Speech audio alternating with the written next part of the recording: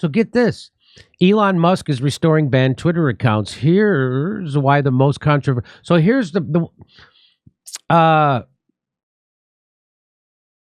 he granted amnesty to, so Elon Musk granted amnesty to almost all banned, but not all, but almost all.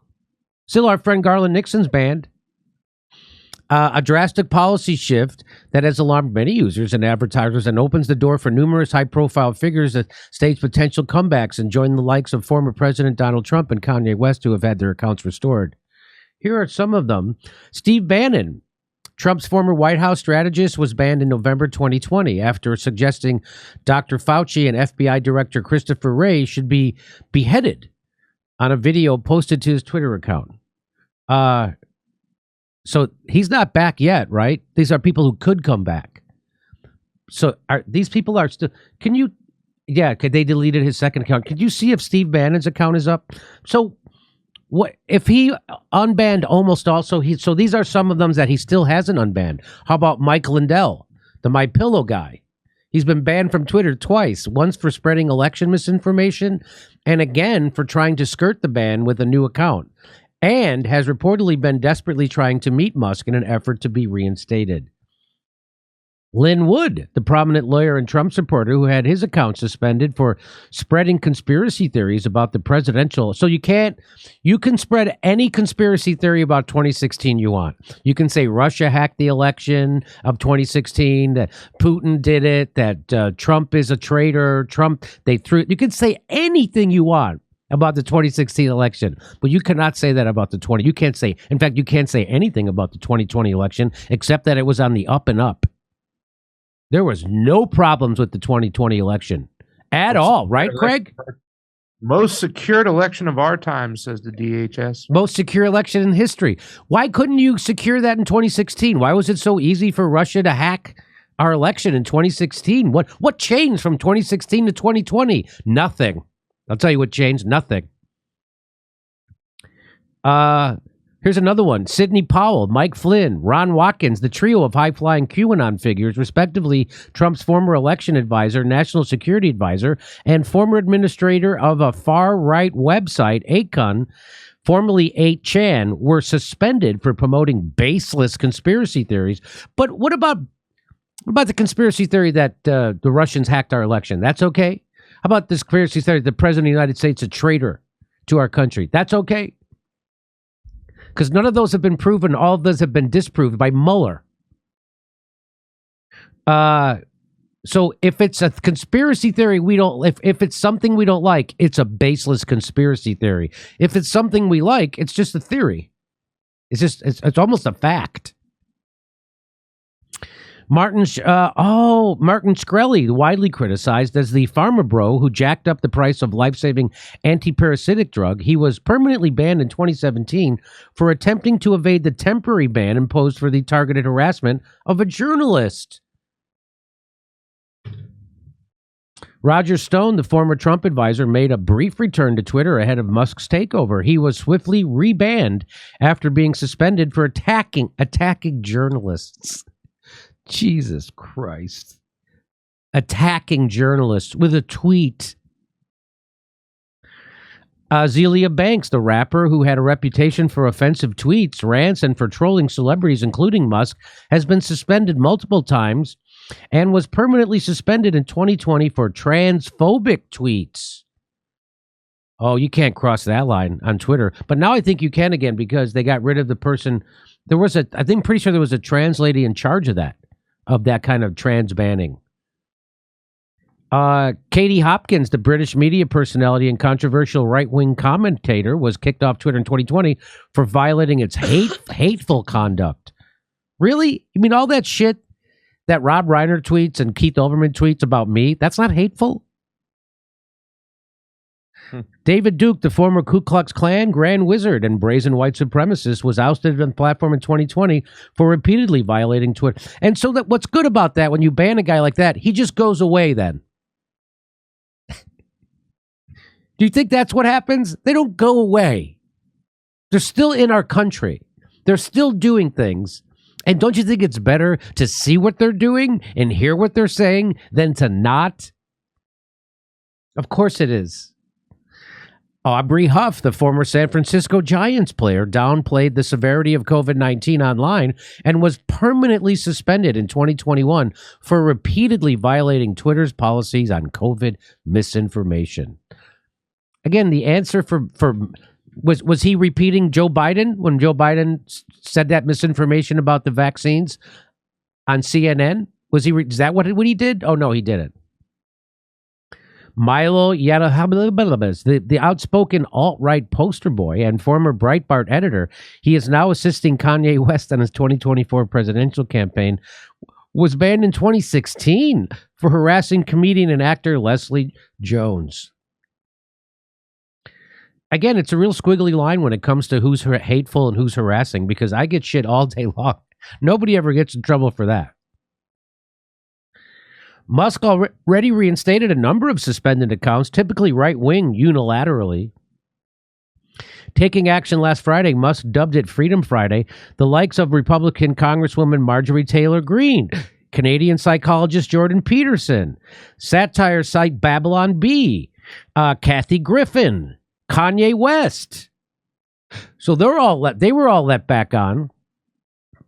Musk later reinstated President Trump. Musk on Thursday said he would grant amnesty to suspended Twitter accounts providing they were not banned for breaking the law or spam. Well, I don't think Garland broke the law or spam. Why isn't he allowed back? The move follows an unscientific poll of the billionaire. Okay. Musk has been a vocal and longstanding critic of Twitter's moderation and suspension policies and openly stated his intention to change them when pursuing ownership of the company in favor of more unfettered free speech approach. Like they put free speech in quotes, like it's some kind of foreign idea. It's some kind of quacky, wookie. Though Musk vowed the platform would not become a free-for-all hellscape under his leadership, his botched attempts to overhaul Twitter's verification scheme, drastic headcount reductions, and relaxed approach to content moderation has spooked advertisers and regulators alike. Oh, they're spooked.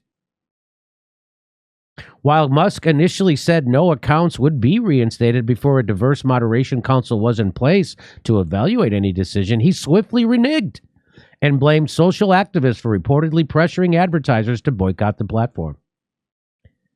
It is not clear how Musk or Twitter will sort through the many suspended accounts and pick which may return or how that might work. Musk said it is banned for spam or illegal, blah, blah. Twitter lists a series of policies for which infractions could technically garner bans, including content involving suicide or self-harm, violence, terrorism, abuse, all that bullshit. Musk has said conspiracy theorist Alex Jones would remain off the platform, adding he, as someone who has lost a child, has no mercy for a man who would use the deaths of children for gain, politics, or fame. That's everyone in the government, big pharma, and the military-industrial complex. Who do you think we're killing in these wars? What do you think we're spending $1 trillion on? Bringing babies formula or killing them? We're killing them. Let me bring in Craig Pasta from the Conville Couch. Craig, what do you make of this? Well, the last comment is a little hot-winded there, Mr. Elon Musk, who made a comment once before when Bolivia was being couped, and he put, "We'll coup who we want to coup." Yes. There were plenty of babies and children that were killed when they were doing that coup over there, Mr. Musk. And also, too, I mean, what are you going to do here? What are the rules? I mean, you have to set a precedent over it. You're going to follow the law or not. All these laws are in play. So when you're making an emotional decision because of Alex Jones, right? And this is, I made that little kind of poll up there. Who's responsible for more murder, Joe Biden or Alex Jones? Well, Joe Biden won that poll pretty heavily. So, I mean, you know, and I question these things. Why aren't he letting other people come back onto the platform? Why are the doctors still not allowed back on? Why is McCullough still suspended? What's going on with Garland Nixon?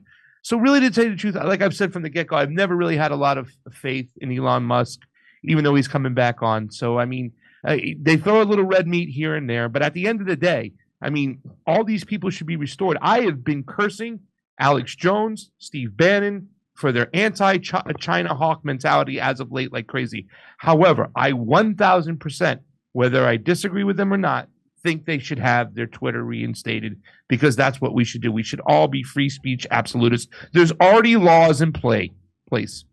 End of story. There's already laws. If someone breaks the First Amendment, call the law, call the cops. If someone is doing something illegal on Twitter, call the cops. We already have law enforcement agencies to deal with this stuff. You don't need to have some unnamed billionaire appoint somebody that nobody knows to go handle free speech. We already have laws that deal with that stuff. We don't need any more. And they've done this thing where they've equated free speech with hate speech. And that's so the establishment can now say, we're protecting you, which is what every dictator says, right, Craig? Every dictator says that the reason why they're censoring everything is because they don't want the outsiders and the infiltrators and our enemies to poison you. You can't. And so that's what our government is saying now. So that's what our government is saying, is that so free speech equals hate speech directed at minority groups. So we have to protect the minority groups. The people who need freedom of speech the most are minority groups. The people who are marginalized in society are the ones who need their freedom of speech. Nobody's going to censor the establishment. It's always the outsiders. It's the unpopular speech that needs protection, not popular speech. And I think we should also understand that they're actually still, technically breaking the law. Under the law, under Section 220 of the NDAA, I believe it states that they are protected from litigation, from being sued, as long as they are a platform and not a publisher, meaning that they don't pick winners and losers. Well, by suspending certain people and allowing other people to come on, they are picking winners or losers, and they need to stop. They are essentially Twitter right now, even with Elon Musk taking over. He's breaking the law. Let these people free, give them back their sites, and shut up about it. The laws are already in place. All we have to do is follow the law. There's going to be a little more free speech on Twitter, but obviously don't get fooled.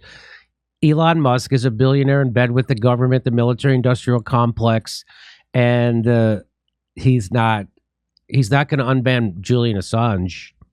Mm-hmm. If he is, he's certainly making a secret of it because he hasn't even mentioned his name, and he won't respond to anybody asking him about Julian Assange. Not that I've seen. Have you seen him respond to anything about Julian Assange, Craig? No, I haven't. I saw Lula da Silva come out today. That's right. Julian Assange should be freed, by the way. So big ups to him on that. Hey, we're doing live stand-up comedy in Los Angeles, December 9th, 16th, 23rd, and 30th. And we're going to be in Tempe, Milwaukee, Minneapolis, Nashville. Go to jimmydore.com for a link for all those tickets. See you there.